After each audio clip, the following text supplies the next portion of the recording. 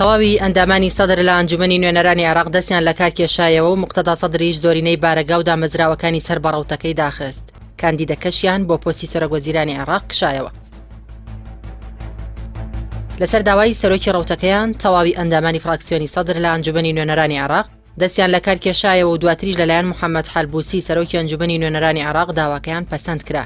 نۆی ئەم مانگە موقتەدا سەدر ڕێبەری ڕەوتی سەدر داوای لە ئەندامانی فراکسیۆنەکەی لە ئەنجومەنی نوێنەرانی عێراق کرد کە دەست لە کارکێشانەوە بنووسن و دوای 3 ڕۆژیش داوای کە دەست لە کارکێشانەوەکەیان پێشکەشی سەرۆکی ئەنجومەنی نوێنەران بکەن.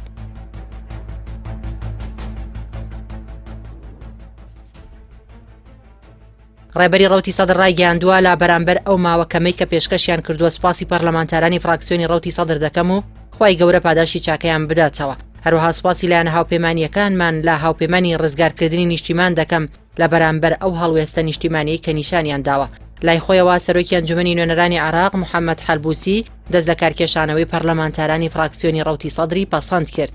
پاش دەست لە کارکێشانەوەی ئەندامانی فراکسیۆنەکەی لەگەڵ ئەوەشدا موقتەدا سەدر بڕیاریدا بە داخستنی زۆرینەی بارەگا و دامەزراوەکانی سەر بەڕەوتەکەی لە عێراقدا. هەروەها وتیشی ئەم هەنگاوە قوربانیدانی خۆمە لە پێناو ئەوەی نیشتیمان و گەل لا چارەنووسێکی نادیار ڕزگار بکرێن. هەروەک چۆن پێشتر لە پێناو ڕزگارکردنی عێراق سەروەری ئاسایش یەک پارچەی خاک و سەقامگیریەکەی قوربانیمان داوە. لا نوێترین هەڵوێستیشیدا لەسەر کشانەوەی ئەندامانی فراکسیۆنی سەدری هاوپەیمانی مەسعود بارزانی سەرۆکی پارتی دیموکراتی کوردستان ڕایگەیاند چاودێری پێشاتەکانی داهاتوو دەکەن. مەسعود بارزانی لا تویتێکدا نووسیوێتی ڕێز لە بڕیارەکەی موقتەدا سەدر دەگرین و چاودێری پێشاتەکانی داهاتوو دەکەین. هاوکات محەممەد جعفەر سەدر کە کاندیدی دیاریکراوی ڕەوتی سەدر و هاوپەیمانی ڕزگاری نیشتیمانی بوو بۆ پۆستی سەرۆکوەزیرانی عێراق کشانەوەی خۆی لا پرۆسی کاندید بوون بۆ پۆستەکە ڕاگەیاند و سوپاسی هاوپەیمانیەکە و موقتەدا سەدری کرد کە متمانەیان پێجاوە.